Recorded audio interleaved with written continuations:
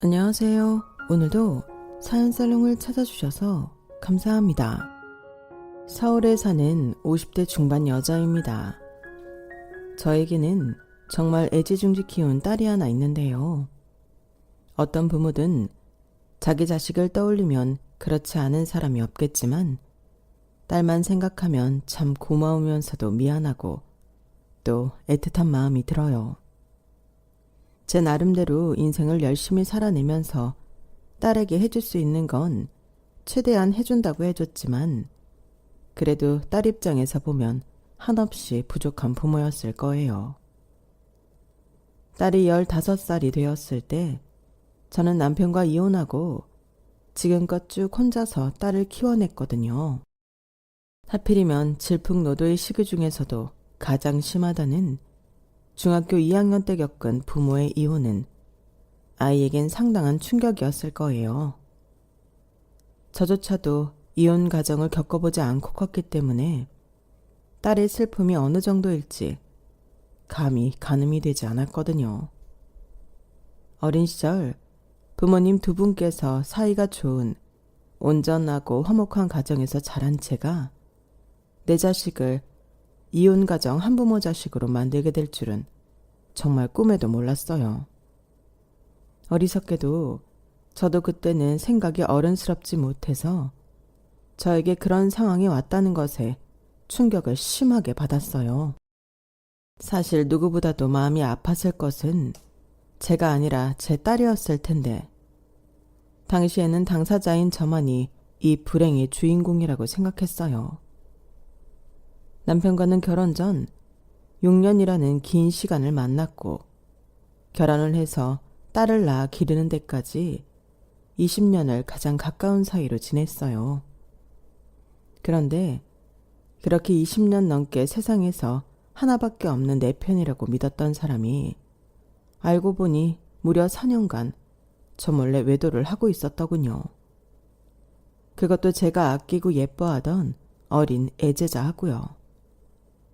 지금은 이렇게 담담히 사연을 쓰고 있지만 그땐 정말 말 그대로 죽을 것 같았어요.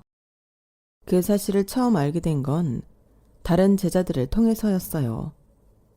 선생님, 너무 지민이하고만 가까이 지내시는 거 아니에요? 맨날 지민이만 초대하시고 저희 서운해요. 초대라니? 맨날 주말에 지민이만 부르시잖아요. 지난 주말에도 지민이가 선생님 댁에서 나오는 거 봤어요. 그래? 잘못 본 거 아니니? 에이, 선생님 너무하시다. 지민이도 선생님 만나고 왔다고 이미 다 얘기했는데요.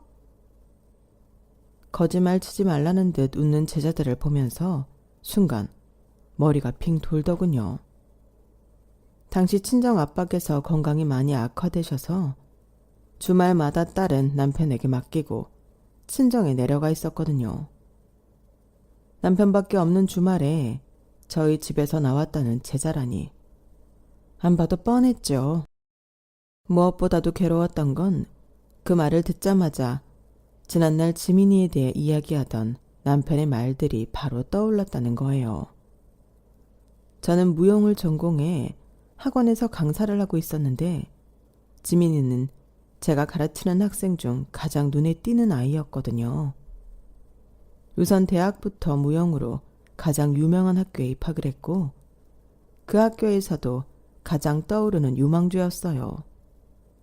얼굴도 작고 이쁘장해서 가만히 서 있기만 해도 눈에 띄는 아이가 춤선은 기가 막히게 아름다워서 누구나 시선을 고정할 수밖에 없게 만드는 애였어요.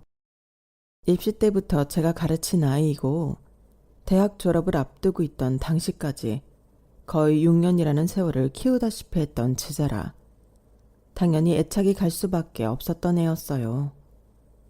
제 딸 다음으로 사랑을 줬다고 해도 과언이 아닐 정도였죠. 그렇게 제자들 중에서도 가까운 친구였다 보니 남편도 당연히 지민이를 알 수밖에 없었어요. 지민이가 18살 꼬맹이였을 때는 집에도 자주 놀러 왔었고 20살이 되었을 때는 성인이 된 기념으로 저희 집에서 다 같이 술도 마셨으니까요. 지민이가 참가한 콩쿨은 다 따라다니면서 참관했고 남편은 그때 항상 제 옆에 있었어요. 그런데 그런 딸 같은 아이와 저 없는 집에 둘이 있었다고 하니 어떻게 피가 거꾸로 솟지 않을 수 있겠어요. 게다가 지민이가 성인이 되고 나서부터는 급격히 젖살이 빠지면서 눈에 띄게 성숙해졌는데 남편이 가끔 지민이를 만날 때마다 묘하게 신경에 거슬리는 칭찬을 하더라고요.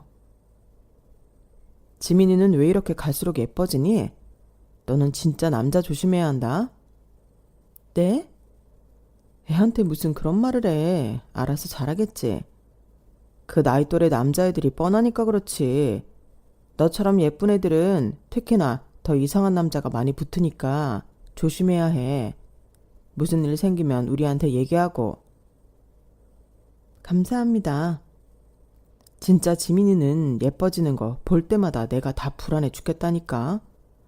같은 남자라 잘 알잖아. 내가 지민이 아빠 대신할 테니까 언제든 어려워하지 말고 연락해. 내 연락처 알지? 그런 대화를 하고 돌아오는데 기분이 너무 이상하게 나쁘더라고요. 그래서 돌아오는 길에 남편과 차에서 한바탕 부부싸움을 했었죠. 자기 딴에는 제가 제일 아끼는 제자이니 특별히 더 신경이 쓰여서 한 말이라는데 제가 듣기엔 안 그랬거든요. 말로는 설명 못하겠지만 묘하게 지민이에게 어필하는 것 같은 느낌이 들었어요. 남편이 하도 아니라고 잡아떼고 설마 내 남편이 그렇게 어린 친구에게 징그러운 마음을 품고 있을 거라곤 미처 상상도 못했기에 그땐 그냥 그렇게 넘어갔었어요. 그 뒤로는 남편이 제 앞에서 대놓고 지민이를 칭찬하진 않았지만 묘하게 저 빼놓고 둘이서 가끔 연락을 주고받는 듯하다는 느낌이 들더라고요. 하지만 지나가듯 주고받는 대화에서 알게 된 사실이었고 그다지 중요한 내용도 아니어서 신경 쓰지는 않았어요. 잘 따르는 선생님의 남편과 가끔 안부 연락을 주고받는 일이 절대 있어서는 안 될 일까지는 아니잖아요. 솔직히 지금 생각해보면 그것도 제 나름대로 현실 도피를 하기 위한 합리화였던 것 같지만 그땐 어쩔 수 없었어요. 어쩌면 그걸 파고 들어봤자 나만 상처받고 끝날 거대한 재앙이었다는 사실을 본능적으로 알았던 것 같아요. 그래서 가끔 의문스럽고 이해되지 않는 상황들이 생겨도 적당히 모른 척 덮어두었던 것 같아요. 이 상황을 당장 타파하기엔 딸은 너무 어렵고 최악의 경우 남편과 헤어지게 되었을 때 딸을 혼자서 키워낼 감당을 하는 게 너무 어려웠거든요. 그래서 진실은 묻어두고 그때부터 투자에 관심을 갖기 시작했어요. 남편이 주는 생활비야 제가 번 돈을 잘 모아서 투자 자금을 어느 정도 만들어뒀고 목표치 금액을 달성한 뒤에는 대출을 받아서 작은 오피스텔을 하나 샀어요. 역세권에 앞에는 백화점이 있고 교육열 높은 동네에 학원가 근처에 있는 오피스텔이었죠. 복층 형식에 크기가 작긴 했지만 수요가 있는 위치다 보니 새가 안 나갈 일은 없어 보였거든요. 철저히 공부를 하고 한 투자인 만큼 다행히 제 예상은 적중했고 꾸준하게 들어오는 부가적인 수입이 생기니 한층 생활에 여유가 생겼어요. 그때도 남편과 지민이 사이에 이상한 기류를 종종 느끼긴 했지만 이렇다 할 증거도 없었고 애써 유지하고 있는 평화를 깨뜨리기가 싫었어요. 그런데 기어코 다른 제자들에게 그 이야기를 직접 들으니 눈이 뒤집혀버렸던 거예요. 당신 주말에 지민이 불렀어? 응? 뜬금없이 그게 무슨 소리야? 애들이 지민이가 우리 집에서 나오는 거 봤다던데? 에이 무슨 잘못 봤겠지. 잘못 보긴 뭘 잘못 봐. 집에서 나오는 거 마주치고 인사도 했다는데. 무슨 말 같지도 않은 소리야. 내가 당신 없이 지민이를 왜 만나? 내 말이 그 말이야. 밖에서 만난 것도 아니고 걔가 왜 우리 집에서 나오냐고. 서연이가 불렀겠지. 나는 모르는 일이야. 서연이랑 지민이랑 친하잖아. 제 딸과 지민이는 자주 봐서 그런지 친자매처럼 친하게 지내기는 했어요. 저는 바보처럼 남편의 해명에 또 넘어갔어요. 넘어가고 싶었던 걸지도 모르겠어요. 서연아, 지민 언니 네가 불러서 놀았어? 지민 언니? 그때 찰나였지만 남편이 딸에게 겁을 주는 눈빛을 봐버렸어요. 아주 잠깐이어서 착각이었나 싶을 정도였지만 딸의 흔들리는 동공을 보니 제 느낌이 맞는 것 같더라고요. 하지만 딸은 거짓말을 하더군요. 언니랑 논 지 오래돼서 오라고 했어. 그때 그게 거짓말인 건 분명히 느꼈으면서 저는 그 말에 안심해버렸어요. 정말 그때의 저를 아직까지도 저주해요. 거봐, 당신은 무슨 의부증이라도 있어? 내가 아니라고 했잖아. 암튼 별 걱정을 다 한다니까. 그 나쁜 놈은 상황을 그렇게 넘겼고 이기적이었던 저도 그렇게 눈 가리고 넘어갔어요. 그런 게 그날 밤 딸이 자고 있는 저를 흔들어 깨우더라고요. 서연아, 왜? 엄마 잠깐만, 할 말이 있어서. 남편은 옆에서 코를 골며 자고 있었고 아이가 불안한 눈으로 나가고 싶어 해서 따라 나갔어요. 안방문을 조용히 닫고 거실로 저를 이끌고 나온 아이의 눈을 그제서야 제대로 마주봤어요.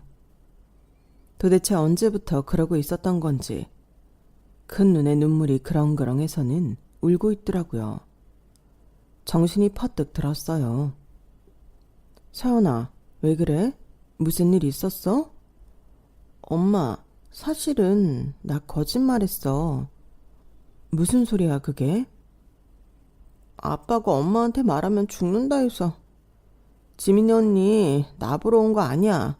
아빠랑 놀러 온 거야. 뭐라고? 지민 언니가 왜 아빠랑 놀아? 아빠랑 지민 언니랑 엄청 친하대. 엄마가 알면 질투한다고 말하지 말랬어. 근데 나는 아빠랑 언니랑 친하게 지내는 게 싫어. 그래서 엄마한테 거짓말하기 싫어. 그래 서연아, 엄마 무슨 말인지 알겠어. 울지 마. 이 상황이 너무 당황스럽고 기가 막혔어요. 저도 이상하다는 것쯤은 눈치채고 있었지만 아이가 이렇게 잘 알고 있을 거라고는 상상조차 못했거든요. 아이 눈치도 보지 않고 지 좋을 대로 바람이나 피워댄 남편을 절대 용서할 수 없었어요. 끝까지 아니라 믿고 싶었던 와중에도 만약 사실이라면 적어도 아이 눈치는 볼 줄 알았거든요. 사실 언젠가 이런 날이 온다면 제가 과연 제대로 대응할 수 있을지 자신이 없었는데 막상 상황이 닥치니 속전속결이었어요. 남편에게는 아이가 말했다는 사실을 전혀 티내지 않고 3달 정도를 지냈고 그 3달 동안 친정에 내려가 있는 척 두 사람이 저 몰래 만나고 있다는 정황을 포착하기 위해 애썼죠. 남편이 자고 있는 동안 그 애한테 와 있는 메시지도 다 모아두었고요. 3달 정도만 모아도 증거가 엄청나더군요.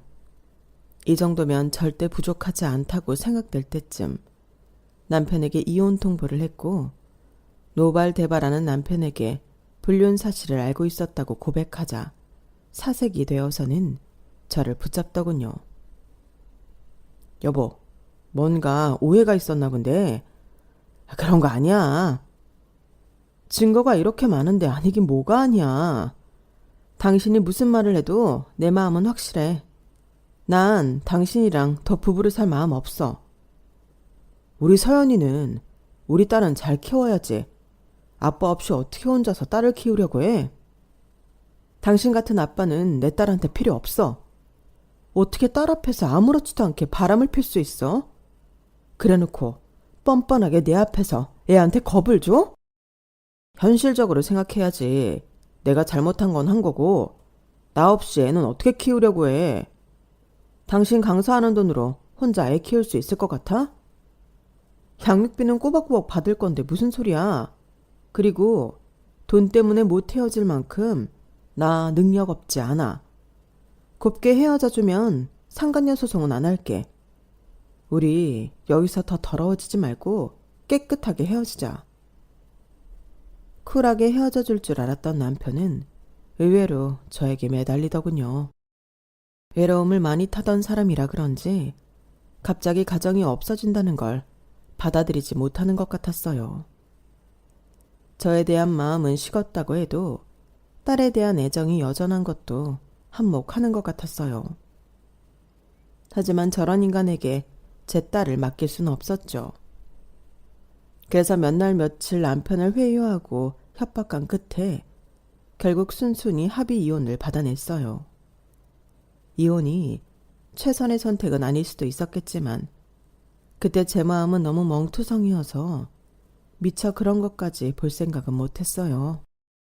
그렇게 원하던 이혼을 하고도 저는 슬픔에 빠져 딸을 잘 돌보지 못했어요.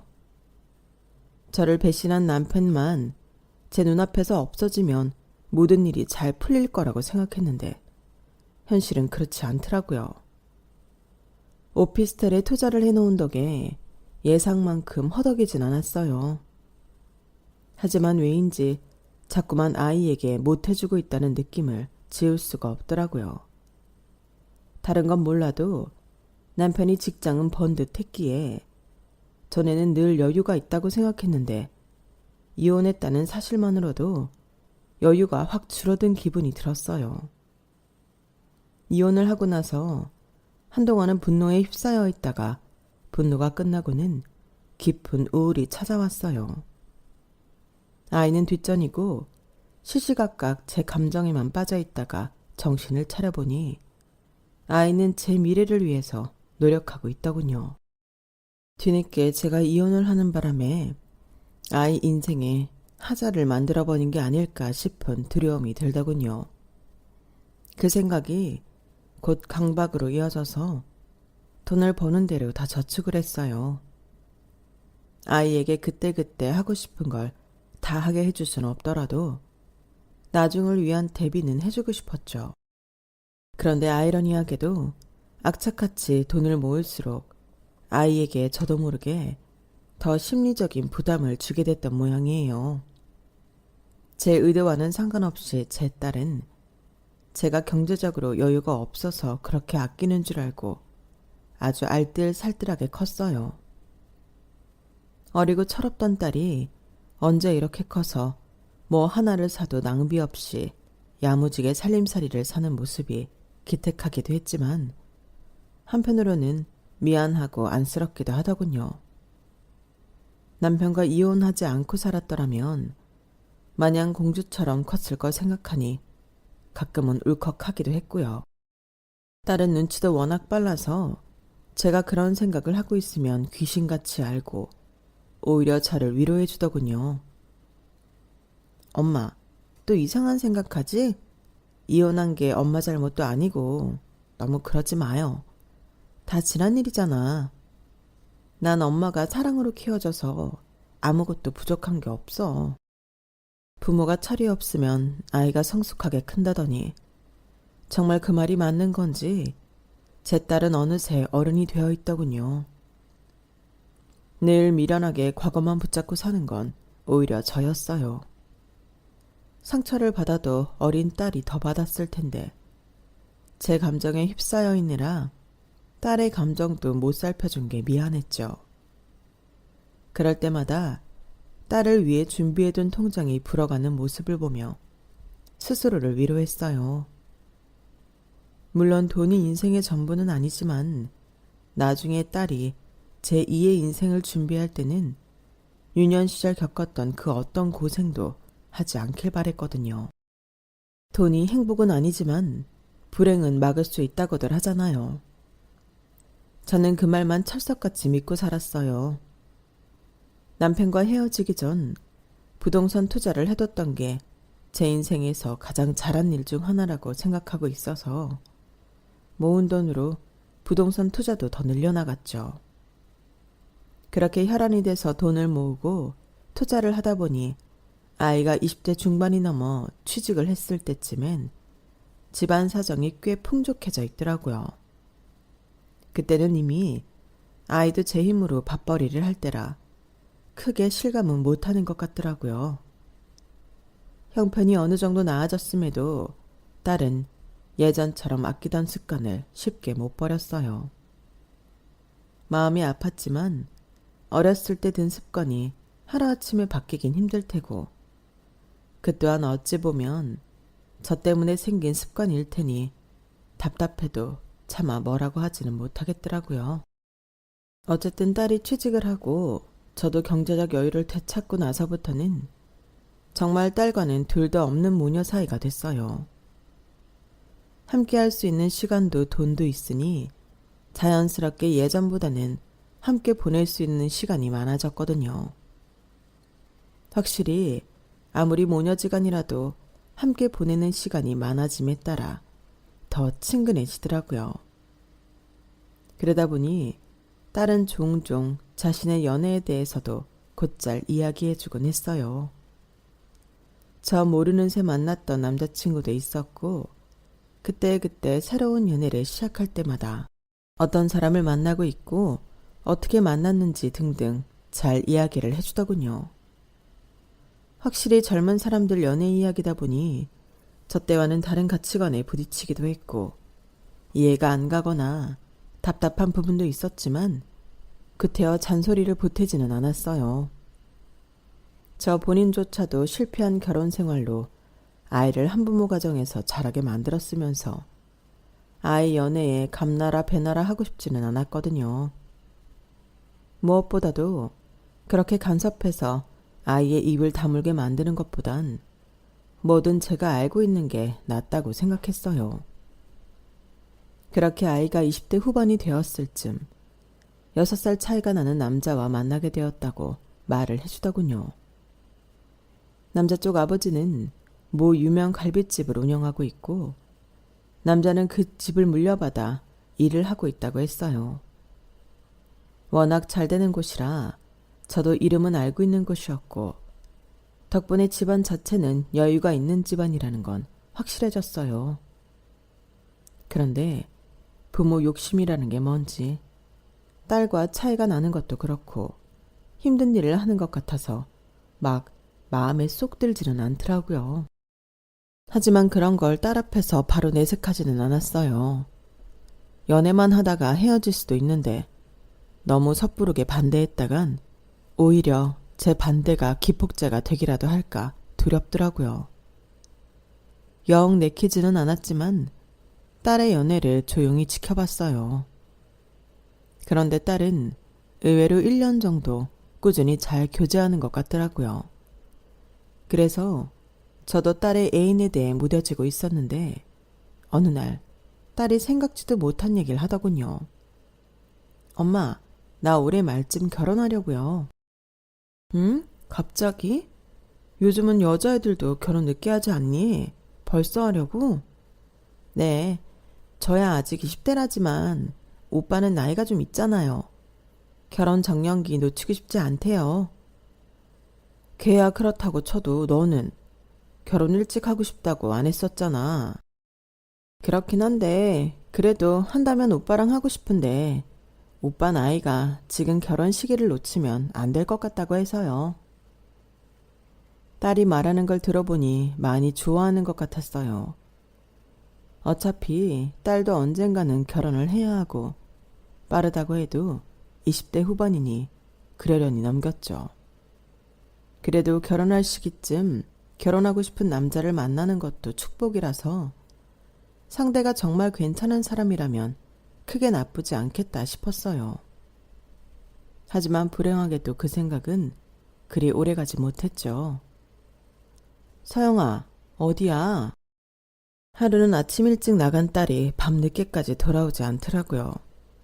걱정되는 마음에 전화를 했는데 주변이 많이 시끌벅적했어요. 전화기 너머로 들리는 딸의 목소리는 뭔가 다급해 보였어요. 엄마, 나 지금 바빠서 이따 전화할게요. 바쁘다니 지금 12시가 넘었는데 데이트하러 간다고 하지 않았어? 남자친구는 같이 있는 거야?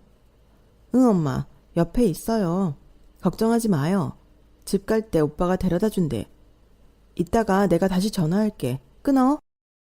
누군가 딸을 부르는 소리에 딸은 대답을 하며 전화를 급하게 끊었어요. 데이트하러 간다던 애가 정신없이 일을 하고 있는 것 같아서 너무 황당했어요. 딸은 1시가 넘어서야 연락이 되더군요. 엄마, 저 이제 집에 들어가요. 너 대체 무슨 일이야? 웬 미리 말도 없이. 너 어디서 일이라도 한 거야?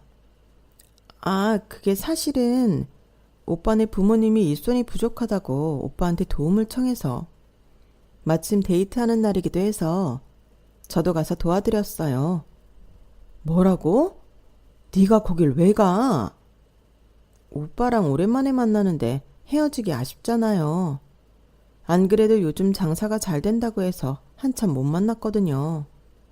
또 결혼 얘기도 슬슬 오가는 마당에 이렇게 자연스럽게 얼굴도 비추고 점수 따면 어떻겠냐고 해서 그렇게 했어요. 딸의 애인이라고 하는 녀석의 논리가 기가 막히더라고요.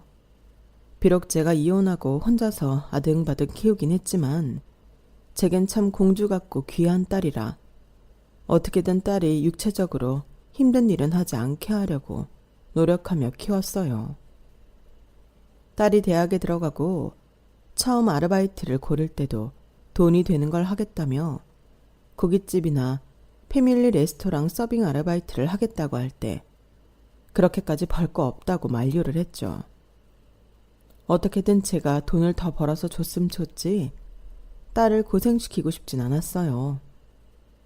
귀하게는 못 키웠어도 고생은 안 시키고 키운 딸이 아직 결혼하기도 전에 남의 집 가서 실컷 고생하고 왔다는 사실에 머리가 어질하더군요. 뭘 그렇게까지 해. 너도 평일에 직장 다니고 며칠 없는 귀한 주말에 푹 쉬어야지. 나도 쉬고 싶긴 했는데 오빠가 바빠서 가봐야 한다고 하는데 어떻게 그냥 보내요. 괜찮아요, 엄마. 좀 힘들긴 해도 나 고깃집 알바 한 번쯤 해보고 싶었어. 엄마가 예전에 못하게 했던 거 기억나죠? 어차피 해봤자 하루인데 이렇게라도 한번 해봤으면 됐지. 너 뭐 하루치 일당은 받고 일한 거야? 에이, 하루 일 도와준 걸로 어떻게 돈을 또 받아요. 대신 저녁으로 갈비 좀 얻어먹었어요. 그 힘든 일을 하면서 일당도 안 챙겨줬다고 하니 혈압이 오르더군요. 뭐 그런 상도덕도 없는 집안이 있나 싶어서 표정이 어두워지니 딸이 눈치를 차리고 저를 토닥여줬어요. 엄마, 좀 있음 시부모님 되실지도 모르는 분들인데 제가 그냥 안 받겠다고 했어요. 어려울 때 서로 돕고 살면 좋잖아요. 딸은 웃으며 상황을 무마했지만 제 생각엔 왠지 이게 한 번으로 끝날 것 같지는 않다는 생각이 들었어요. 그래도 딸의 얼굴이 많이 지쳐 보여서 이제 힘든 걸 알았으니 굳이 한 번 더 자처해서 그 집 일을 돕지는 않겠지 생각했어요. 이미 일 다 하고 온 걸 뒤늦게 뭐라고 해봤자 서로 감정만 상할 거고 그 전까지는 일을 안 해봤으니 그 일이 얼마나 힘든지 몰라서 도와줬겠거니 싶더라고요.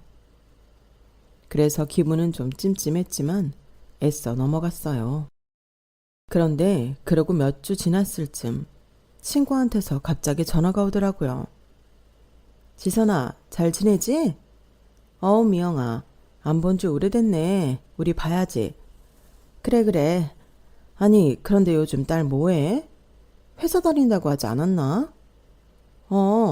우리 딸은 아직 그 회사 다니지. 갑자기 그건 왜?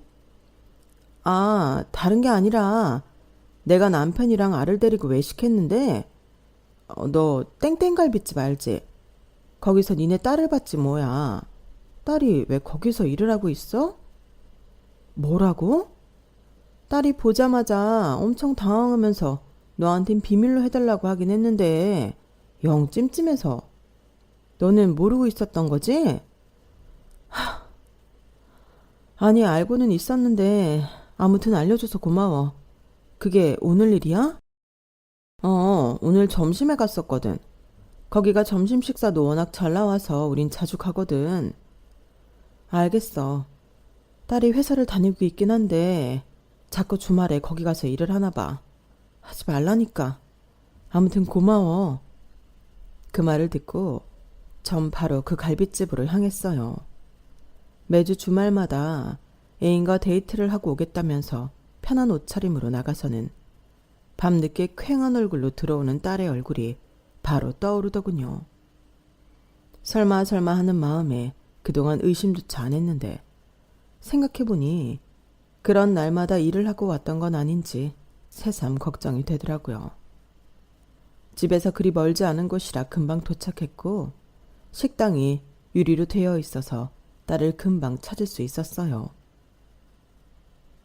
너 지금 여기서 뭐 하는 거야? 엄마. 네가 왜 여기서 일을 하고 있어? 데이트 간다면서.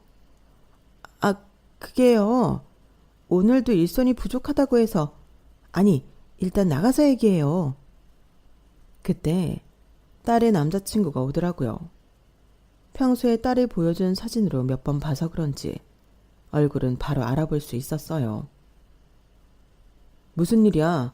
손님, 왜 그러세요? 오빠, 손님 아니고 우리 엄마셔. 뭐? 어머님, 안녕하세요. 처음 뵙겠습니다.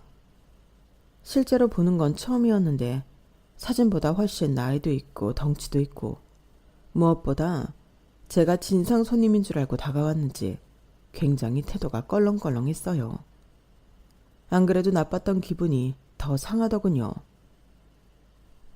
자네는 우리 딸 데리고 주말에 데이트할 곳이 여기밖에 없나? 안 그래도 평일에 힘들게 회사 일하는 애한테 이런 고된 일을 시키고 싶어? 이래가지고 무슨 결혼을 하겠다고. 너 이 결혼 하지 말아라. 벌써부터 네 손에 물 묻히는 남자를 왜 만나려 해? 엄마, 그게 아니라. 제가 세게 나오니 딸도 당황하더라고요.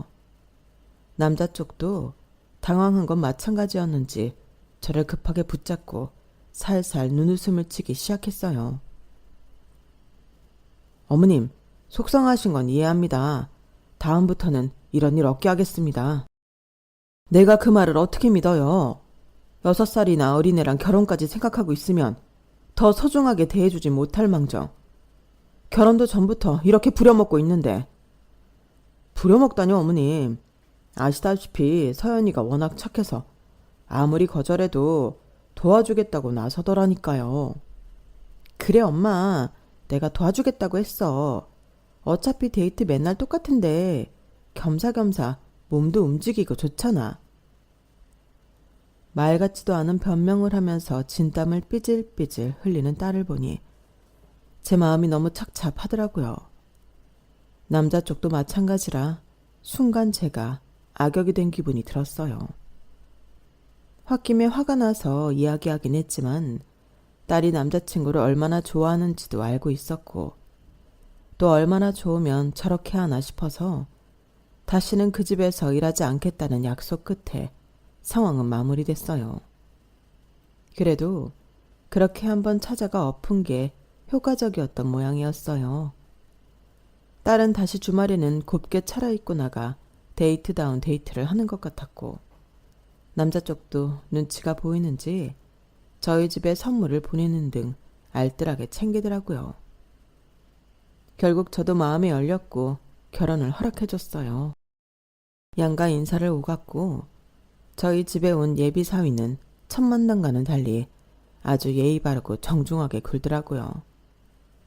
시작은 단추가 잘못 끼었지만 다시 풀어서 제대로 된 자리에 꽤 찼다고 생각했던 거죠. 그런데 상견례 날이 가까워오자 딸이 지나치게 불안해하기 시작했어요. 엄마, 혹시 상견례 때 아빠도 오세요? 니네 아빠랑은 연락 안 한 지 오래라. 안 올 것 같은데. 왜 그래? 사실은 내가 오빠한테 잘 보이고 싶어서 이혼하신 거 이야기를 못 했거든요. 아빠가 오셨으면 좋겠는데. 무슨 소리야? 그걸 여태 말을 안 했다는 거니? 오빠가 평소에 이혼 가정에 대해서 안 좋게 생각한다고 이야기를 많이 해서 다른 건 몰라도 그 말만은 못하겠더라고요. 설마 이것만으로 그러진 않겠죠? 저는 좀 충격을 받았어요. 요새는 이혼 가정이 워낙 많기도 하고 평소 딸이 부모의 이혼을 크게 흠으로 생각하지 않는 것 같았거든요.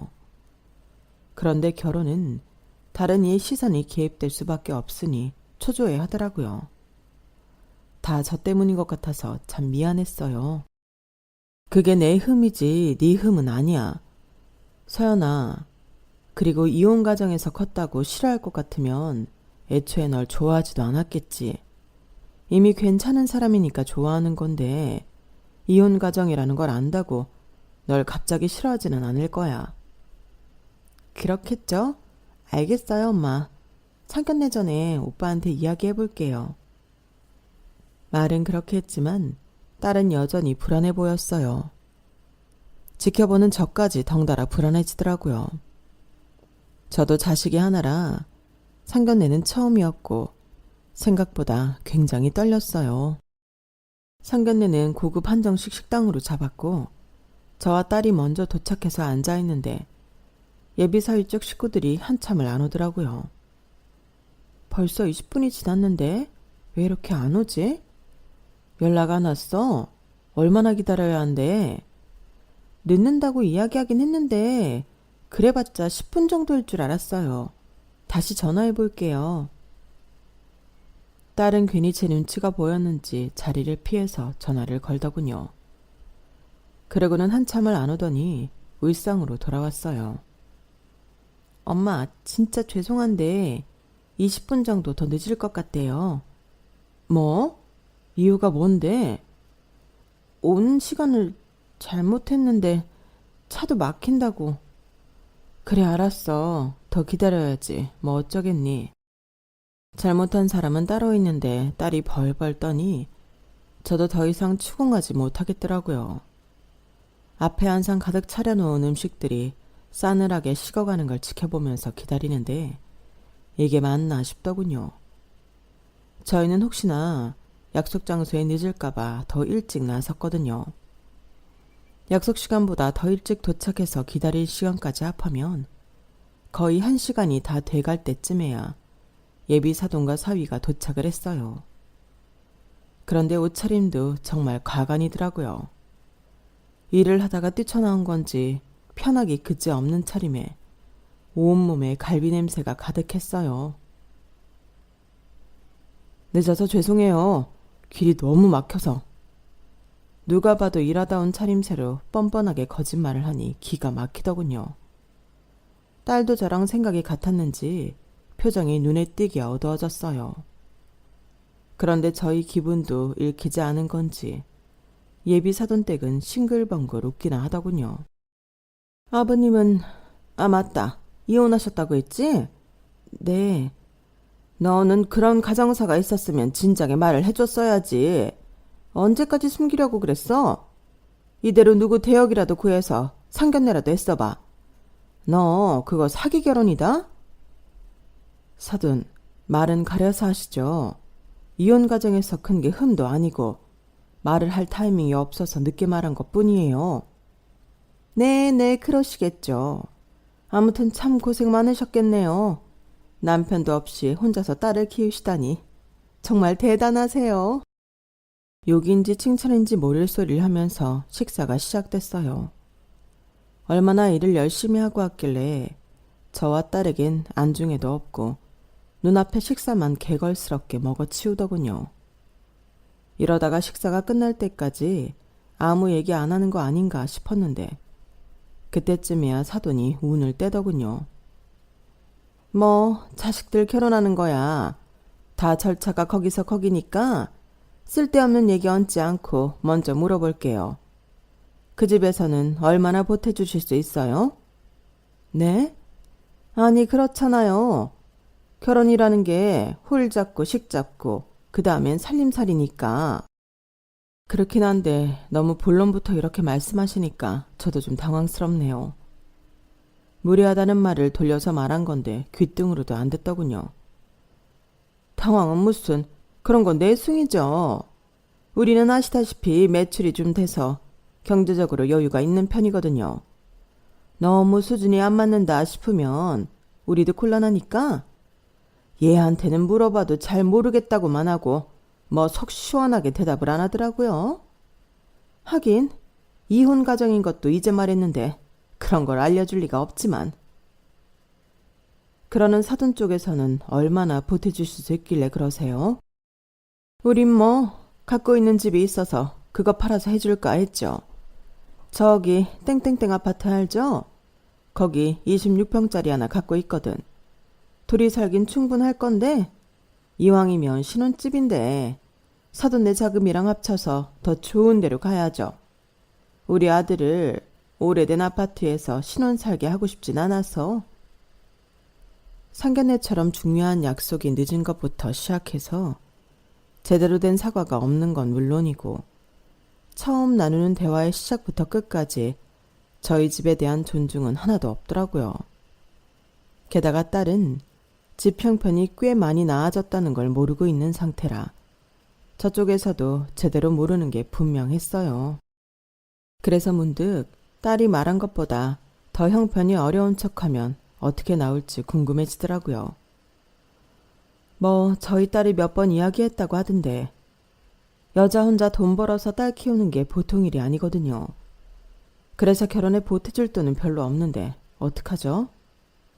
그래요. 별로 기대는 안 해요. 그래도 최소 1억 정도는 해줄 수 있을 거 아니에요. 1억은 무슨요. 1,000만 원도 힘들어요.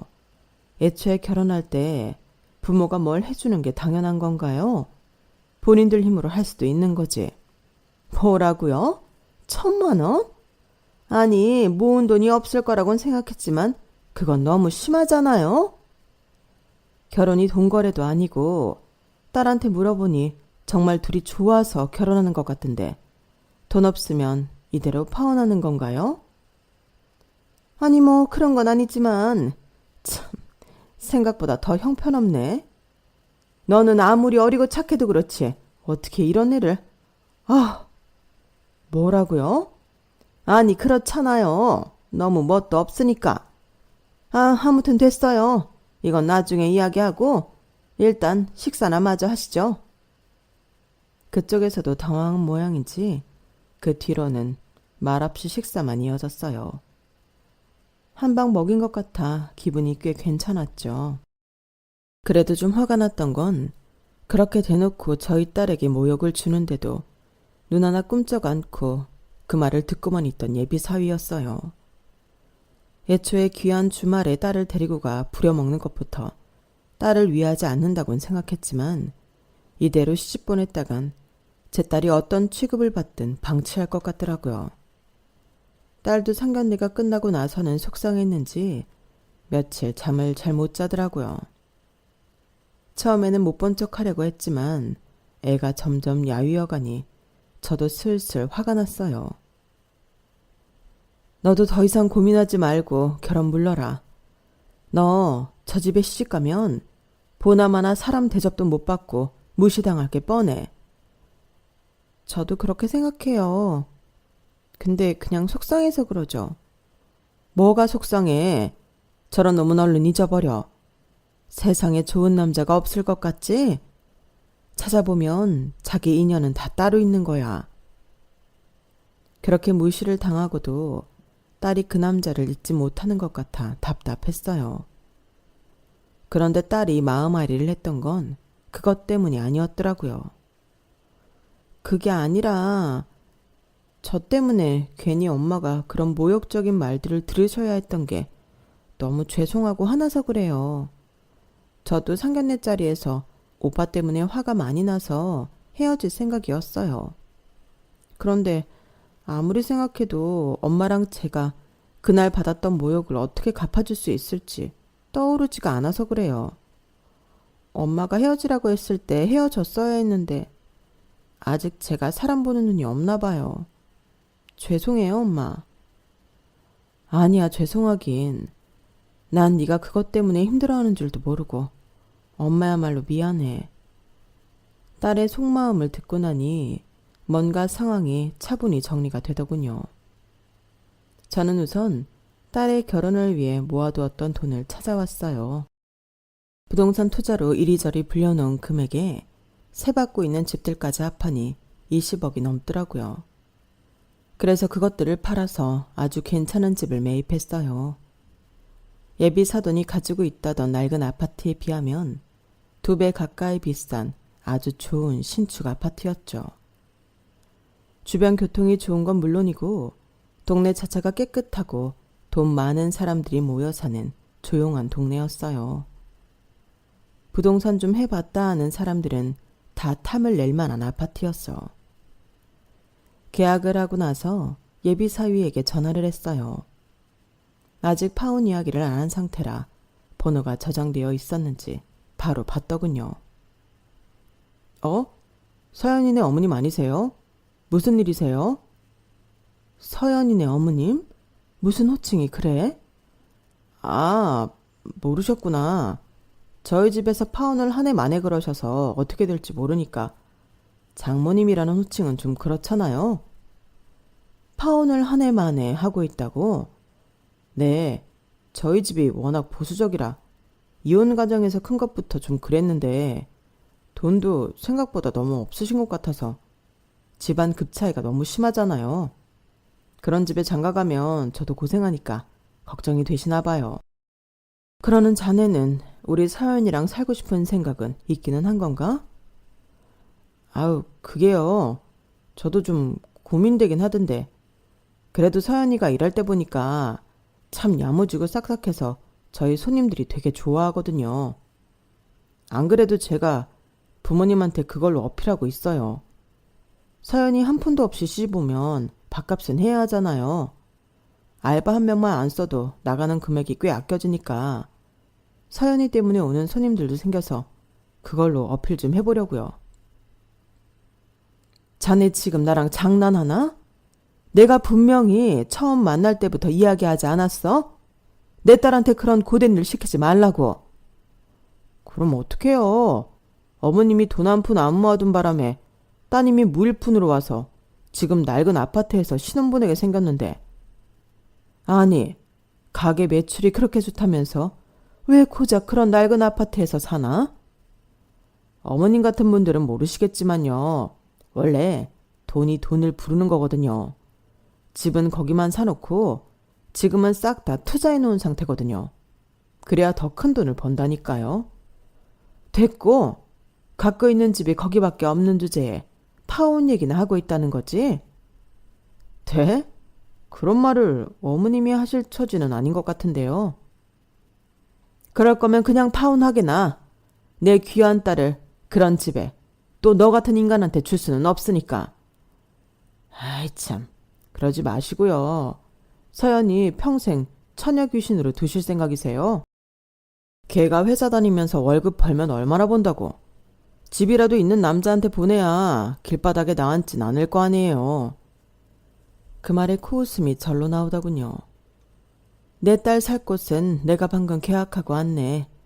나 뭐 내 딸을 걱정하는 것 같으니 구경이나 해보든가. 저는 계약하고 온 집 사진을 사위에게 전송했고 바로 전화를 끊어버렸어요. 사진을 확인한 사위가 잠시 고민한 모양인지 10분 뒤 통화가 문자가 빗발치기 시작하더군요. 어떻게 이 집을 샀냐부터 정말로 산 거 맞냐는 이야기까지 하길래 계약서 서명한 부분만 보내줬죠. 그랬더니 집 앞까지 찾아와서 잘못을 했네 뭐네 빌더라고요. 처음에는 꼴 좋다 싶었는데 갈수록 심해지니 딸이 경찰에 신고까지 해버렸어요. 서연아, 우리 좋았잖아. 오빠가 잘해줄게. 예쁜 나이에 결혼해야지. 안 그래? 내가 2번 예뻤다간 큰일 나겠네. 오빠 같은 인간한테 결혼할 생각 없으니까 꿈 깨셔. 언니들이 안 데려간 남자 주워가는 거 아니라더니 그 말이 딱 맞네. 또 신고 당하기 싫으면 다신 찾아오지 마. 딸은 독하게 마음을 먹은 모양인지 갈빗집에서 일할 때 부조리하다고 느낀 부분에 대해 증거 사진과 함께 동네 커뮤니티에 글을 썼고 그 글은 일파만파 퍼져 갈빗집에 대한 소문이 급격히 안 좋아지며 손님이 눈에 띄게 줄기 시작했어요. 앞에 지나갈 때마다 파리가 날리는 모습을 보니 꼴 좋더라고요. 경찰에 신고하니 한동안 잠잠하던 예비사위도 가게에 손님이 없어지니 심심해서인지 다시 슬슬 집으로 찾아오길래 새로 계약한 집으로 후딱 이사를 가고 둘 다 번호를 바꿔버렸네요. 후에 동네 주민에게 들은 바로는 갈빗집이 임대를 내놨다고 하더라고요. 전 재산 투자했다던 사업도 사기여서 갈빗집도 팔고 이사를 가야 할 판이라고 전해 들었어요. 그렇게 잘 되는 집이라고 잘난 척하며 오만 떨고 사람 무시하더니 참 잘 됐죠. 권선징악 같은 건 드라마에서나 나오는 거고 막상 현실에서는 나쁜 놈들이 더 잘 산다고 생각했는데 이런 걸 보면 정말 인생은 길게 봐야 하는 것 같아요. 제 딸에겐 지금 안정적인 직장에 다니는 성실하고 예의 바른 또래 남자친구가 생겼어요.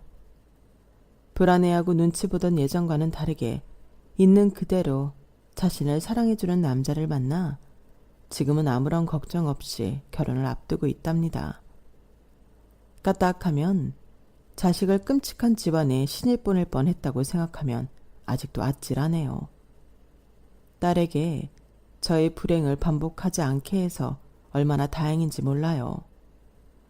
역시 결혼은 조급하게 할 게 아니라 시간을 두고 지켜보다가 이 사람이다 싶은 사람과 괜찮은 사람과 하는 것이 최고인 것 같아요. 제 이야기는 여기까지예요. 들어주신 분들 감사드리고요. 행복한 하루하루 보내세요. 여러분, 사연 댓글에 응원과 현명한 조언 부탁드려요.